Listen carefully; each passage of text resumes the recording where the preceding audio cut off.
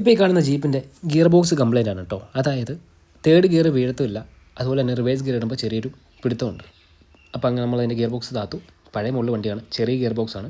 അപ്പോൾ ഇതിന് കംപ്ലൈൻറ്റ് എന്താണെന്ന് ചോദിച്ചാൽ ഈ കാണുന്ന ഒരു ഗോൾഡൻ കളറിലുള്ള വീല് ഉണ്ടോ, ഇതിനെ സിങ്ക്രണൈസർ വീല്, സിങ്ക്രണൈസർ റിങ് അല്ലെങ്കിൽ പിച്ചള വീൽ എന്നൊക്കെ പറയാറുണ്ട്. അപ്പോൾ ഈ ഒരു വീലാണ് ഇതിന് മെയിൻ കാരണം.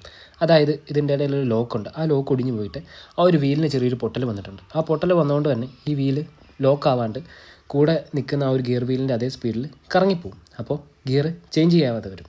അപ്പോൾ അതാണ് തേർഡ് ഗിയർ വീഴാണ്ട് വന്നത്. അപ്പോൾ ഈ ഒരു വീല് എങ്ങനെയാണ് വർക്ക് ചെയ്യുന്നതെന്ന് ഞാൻ പറഞ്ഞുതരാം.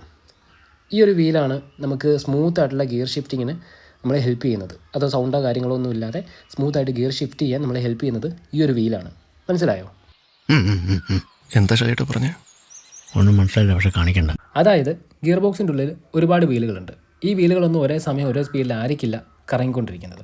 അതായത് നമ്മൾ തേർഡ് ഗിയറിൽ ഡ്രൈവ് ചെയ്യുകയാണെങ്കിൽ തേർഡ് ഗിയർ വേറൊരു സ്പീഡിലും ബാക്കി ഇതിലുള്ള ഗിയർ വീലുകളെല്ലാം വേറൊരു സ്പീഡിലായിരിക്കും കറങ്ങിക്കൊണ്ടിരിക്കുന്നത്. അപ്പോൾ നമ്മൾ തേർഡിൽ നിന്ന് ഫോർത്തിലേക്ക് ഷിഫ്റ്റ് ചെയ്യേണ്ടി വരുന്ന ആ ഒരു സമയത്ത് ഈ രണ്ട് ഗിയർ വീലിൻ്റെയും സ്പീഡ് ഒരുപോലെ അല്ല എങ്കിൽ ഷിഫ്റ്റ് ആകത്തില്ല, അതായത് ഗിയർ വീഴത്തില്ല. അതുമല്ല തേയ്മാനം ഉണ്ടാവും, അഥവാ ഷിഫ്റ്റ് ആയെങ്കിൽ തന്നെ വലിയ തേയ്മാനം ഉണ്ടാവും, ഭയങ്കര സൗണ്ട് കേൾക്കും, ഗിയറുകളൊക്കെ പൊട്ടിപ്പോയി ഭയങ്കരമായിട്ട് കംപ്ലൈൻറ്റ് വരാനൊക്കെ ഒരുപാട് ചാൻസുകളുണ്ട്.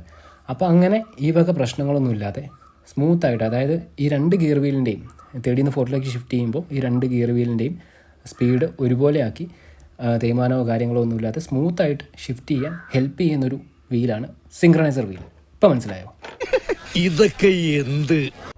അപ്പോൾ നമ്മളതിൻ്റെ സിങ്ക്രണൈസർ വീലുകളും സെലക്ടർ വീലുകളൊക്കെ മാറി സെറ്റ് ചെയ്തിട്ടുണ്ട്. അതായത് ഒരെണ്ണം മാത്രമല്ല, പോയത് മാത്രമല്ല കേട്ടോ മാറിയത്, കംപ്ലീറ്റ് 23 ഉണ്ടോ അതെല്ലാം മാറിയിട്ടുണ്ട്. കാരണം ഈ ഒരു കംപ്ലൈൻറ്റ് ഇനി റിപ്പീറ്റ് ചെയ്യരുത്. കാരണം വേറെ നല്ല എപ്പോഴും താത്ത് പീസാക്കി സെറ്റ് ചെയ്യാൻ പറ്റിയ സാധനമല്ല ഗിയർ ബോക്സ്.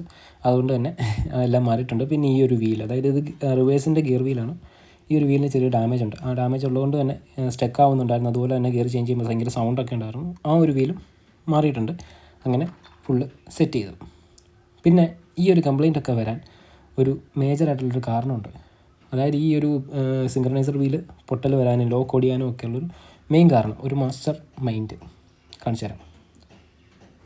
ഈ ഒരു ഐറ്റമാണ് ഈ കംപ്ലൈൻറ്റിനെല്ലാം മെയിൻ കാരണക്കാരൻ. ഇതാണ് ഇതിൻ്റെ ഫ്ലൈ വീല്.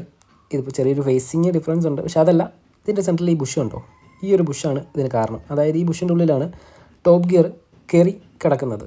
അപ്പോൾ ഈ ഒരു ബുഷിൻ്റെ ഉള്ളിലുള്ള തേയ്മാനം വന്നിട്ട് ടോപ്പ് ഗിയർ അതിൻ്റെ ഉള്ളിൽ കിടന്ന് ആടി ഉലഞ്ഞ്, അതായത് അങ്ങോട്ടും ഇങ്ങോട്ടും ടോപ്പ് ഗിയറിന് പ്ലേ വന്നു. പ്ലേ എന്ന് വെച്ചാൽ ചെറിയ പ്ലേ അല്ല, നല്ല രീതിയിൽ പ്ലേ, നല്ല രീതിയിൽ അങ്ങോട്ടും ഇങ്ങോട്ടും ചെരിയാൻ തുടങ്ങിയിട്ട് അങ്ങനെയാണ് ആ ഒരു ചെരിവ് ടോപ്പ് ഗിയറിൽ വന്നപ്പോഴാണ് ആ ഒരു സിങ്ക്രണൈസർ വീലിൻ്റെ ലോക്ക് ഒടിഞ്ഞതും സിങ്ക്രണൈസർ വീലിന് പൊട്ടൽ വന്നതും. മനസ്സിലായോ? ഈ ഒരു ഇതൊരു ഇരുമ്പല്ല, വേറൊരു മെറ്റീരിയലാണ്, ഇരുമ്പ് പോലൊരു മെറ്റീരിയലാണ്.